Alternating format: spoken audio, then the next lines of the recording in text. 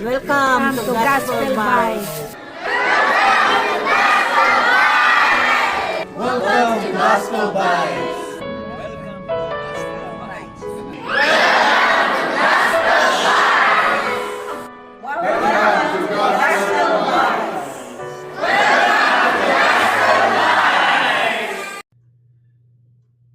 Good morning and welcome to Gospel Bytes, where we take a bite at the gospel for the day.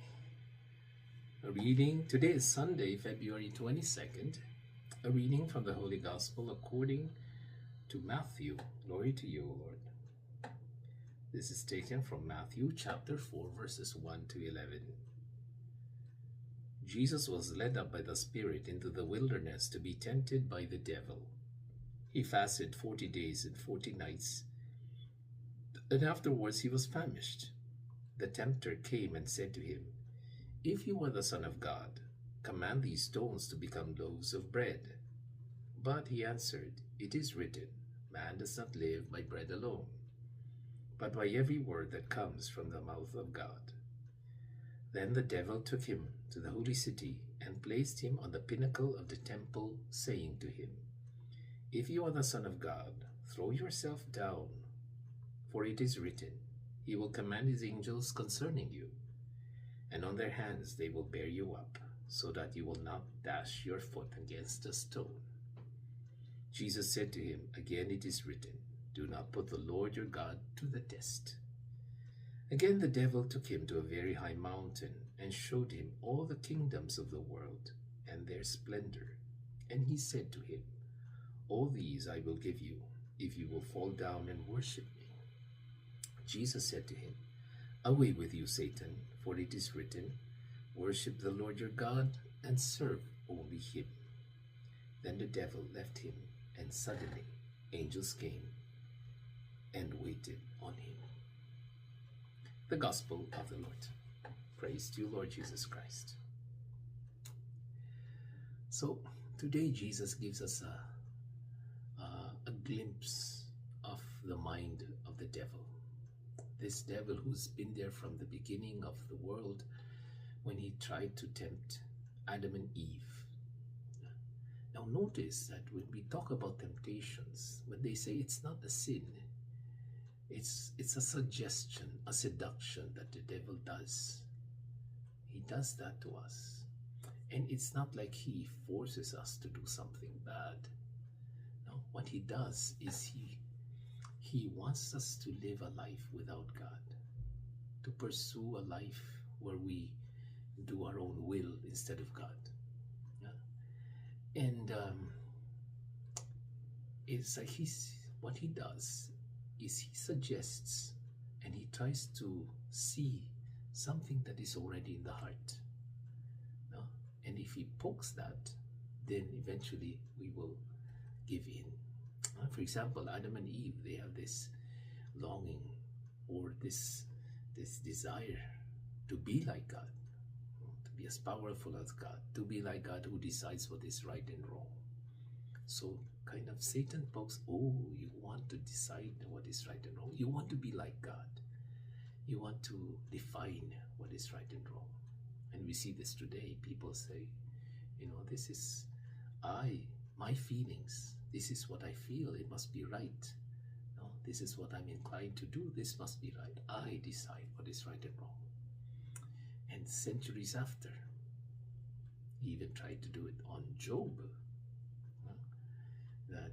Job was punished, and even then Job became faithful. So Satan wanted to tempt Job, so he kind of poked, maybe if I make him sick, maybe if he loses his children, maybe if it was this, he would give in. But no, there was nothing to tempt in Job. Finally, we have Jesus himself, and he tried to tempt Jesus 3 times. He said, "Okay, I'll try to tempt your appetite. What is it that you feel like doing? What is it that you really crave? You're hungry, right? You've been fasting, so I'm sure you're craving for food. Do this miracle. You can do it. No? Don't even ask God for it. You can do it. If you're the Son of Man, then you can do it. You don't need to ask your Father. you can do whatever you want. Although he was God, he was being tempted by Satan. Just don't think of your Father. Don't think of this Trinity. Just do whatever it is that you feel like. And he said, man does not live by bread alone. You cannot survive simply by living up your appetites, by just running after the things that you want, that you crave for. Second, the devil tempted him. Well, I'm going to put you on the top of a temple, and then if you jump, people will marvel at this power that you have, and they will listen to you. See, there's nothing wrong with what Satan is suggesting. It's just to take the easy way, to take this road wherein people would admire you, and you can ask God if you want that you can test him to help you in this time, and I'm sure God will help you. Now, this is the sin of testing God. Now, that's why Jesus said, do not put the Lord your God to the test. You don't command God to do your bidding. That's what the devil was wanting to do. He wanted to command Jesus. And some people do that when they pray. They say, well, if you're God, you have to give me the healing that I'm asking for. If you are really God, then I'm sure you're not going to let anything bad happen to me. If you're God, then I'm sure you will make me pass the exam, or you'll give me whatever I want. That was a temptation to be like God again, to command God to do what we want. Finally, the temptation was to go on a high mountain, and this time Satan wasn't dilly-dallying. He was very blunt. I'll give you everything, just worship me. And Jesus said,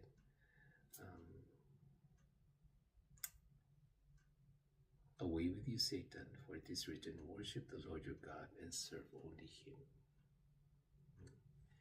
God is the only center of the universe, not us. There's always this temptation that I need to get what I want, that everybody has to cater to what I need. I have to force you to believe what I believe, to think as I think.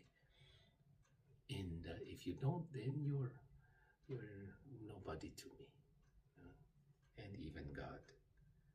So he was so blunt that that craving for the world is something that usual men and women would want. But he's saying, no, this is, there's only one God to worship, and that's not the world.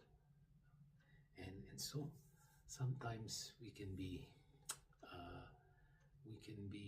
craving for all of these. And Jesus is saying, you need to be careful, because Satan is poking you left and right. And if there is something, an inclination in us that wants to worship something else than God, then Satan will find that, and he will tempt us. That's why in the discipline of Lent, we have 3 tools. We have fasting, we have almsgiving, and we have prayer. The first one, fasting, is to tame our appetites. The things that I crave for, I have to give up, because I love God. I don't want these things to be my master. I want God I want to serve God. And God tells me what is right and what is wrong, not what I feel, not what my appetites. Second, to that temptation, where Jesus said, do not put the Lord your God to that test. Here we have the practice of almsgiving. It's not attention for myself. I don't want people to admire me. I'm going to give of myself. That's what almsgiving is. I'm giving myself. The things I want for myself, I have to give it to others. So it's an act of charity. So instead of, you might say, loving myself or feeding myself or giving into whatever it is that I need or want, I'm giving it to others. That is almsgiving. And lastly, when we are tempted to go after many things, when we're too busy chasing so many things, the answer is prayer. The tool that we use is prayer. Because in prayer we are reminded that we don't worship these things. They're not supposed to eat up our time, our love, our attention, our money. No. Only God deserves all of these because He is the one true God. He alone deserves the worship and adoration from us. So remember these three tools in order to combat the temptations of the devil: fasting, almsgiving, and prayer. Now you're all well equipped to fight the battle during Lent. I'm Father Jerry Sembrano for another edition of Gospel Bytes. God bless you. Have a nice day. Welcome to Gospel Bytes! Welcome to Gospel Bytes! Welcome to Gospel Bytes! Welcome to Gospel Bytes! Welcome to the Gospel Bytes. Welcome to Gospel